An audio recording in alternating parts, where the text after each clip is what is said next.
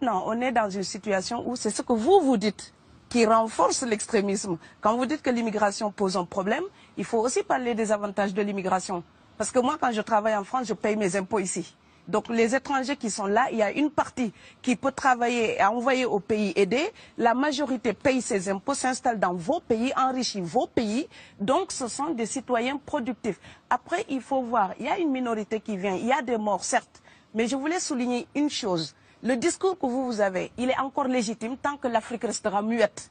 Et moi, aujourd'hui, je voulais m'indigner pour le silence de l'Union africaine. Les gens là qui meurent sur les plages, et je mesure mes mots, si c'était des Blancs, la terre entière serait en train de trembler. Ce sont des Noirs et des Arabes. Alors eux, quand ils meurent, ça coûte moins cher. Ici, j'étais venu en 2008 et j'avais dit, l'Union européenne, avec ses flottes de guerre, avec son économie, je vous dis une chose, si on voulait attaquer nos pays ici en Occident, il y aurait des moyens de se défendre. Donc si on voulait sauver les gens dans l'Atlantique, dans la Méditerranée, on le ferait. Parce que les moyens qu'on a mis pour Frontex, on aurait pu les utiliser pour sauver les gens. Mais on attend qu'ils meurent d'abord. C'est à croire que le laisser mourir est même un outil dissuasif. Et je vais vous dire une chose, ça ne dissuade personne. Parce que quelqu'un qui part et qui envisage l'éventualité d'un échec, celui-là peut trouver le péril absurde et donc l'éviter. Mais celui qui part pour la survie, qui considère que la vie qu'il a à perdre ne vaut rien, eh bien celui-là, sa force est inouïe. Parce qu'il n'a pas peur de la mort. C'est exactement pourquoi il faut fermer des frontières complètement. Il faut sauver l'Afrique et sauver l'Europe. Vous ne pourrez pas rester comme vous ne resterez pas comme des poissons rouges dans la forteresse européenne. La crise actuelle nous a démontré ça. Au jour d'aujourd'hui, l'Europe ne sera plus jamais épargnée tant qu'il y aura des conflits ailleurs dans le monde. L'Europe ne sera plus jamais opulente tant qu'il y aura des carences ailleurs dans le monde. On est dans une société de la mondialisation où un Indien gagne sa vie à Dakar, un Dakarois gagne sa vie à New York, un Gabonais gagne sa vie à Paris. Que ça vous plaise ou non, c'est irréversible. Alors trouvons une solution collective ou bien déménager d'Europe parce que j'ai l'intention de rester. Quand quelqu'un part, c'est comme quelqu'un qui est élu, choisi, peut-être le plus débrouillard. Et il y a tout un clan ou toute une famille qui pose son espoir sur cette personne-là. Monsieur, là, je vous vois bien habillé, bien nourri. Si vous étiez affamé chez vous, peut-être que votre famille serait ravie d'imaginer que vous pourriez aller gagner de quoi faire vivre les autres. Donc c'est aussi une solidarité qui est en œuvre. On laisse partir quelqu'un, on compte sur lui. Vous allez me laisser terminer.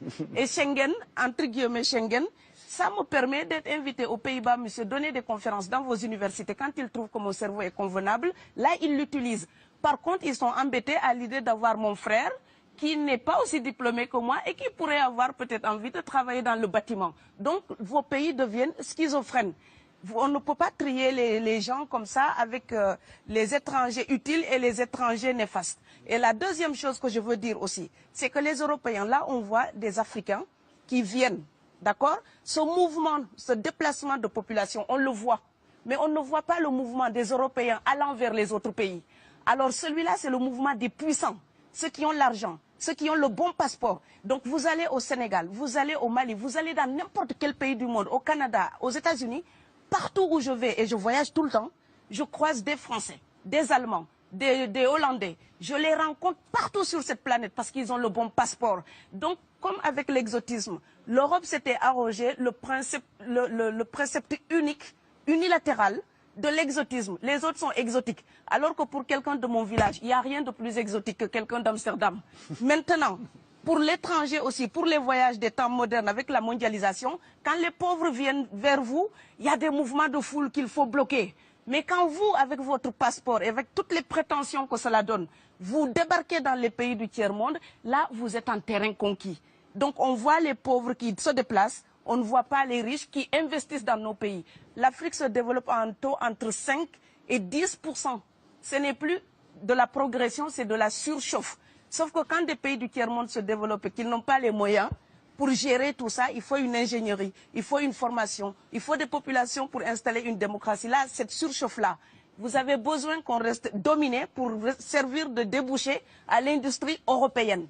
Alors il faut arrêter l'hypocrisie. On sera riches ensemble ou on va se noyer tous ensemble. Et je pense que l'Afrique et l'Europe, par exemple, sont là comme des enfants qui se regardent à travers un miroir déformant.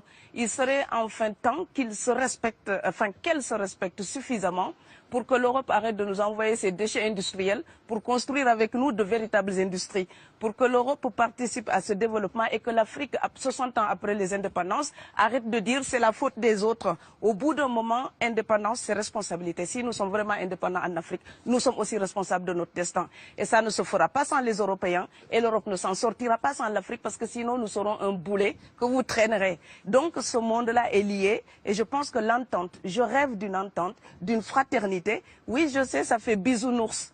Mais il me faut garder cette utopie-là pour garder le courage d'écrire toutes les nuits. Parce que j'ai fait le vent de l'Atlantique il y a bientôt 12 ans. Aujourd'hui, à l'époque, quand je parlais de dizaines de morts dans l'Atlantique, on me disait « tu exagères ». Maintenant qu'on les ramasse par milliers, je suis absolument triste de devoir réaliser tout simplement qu'en tant qu'auteur, je ne fais que répondre à l'injonction de Schiller. La dignité de l'homme est remise entre vos mains, gardez-la.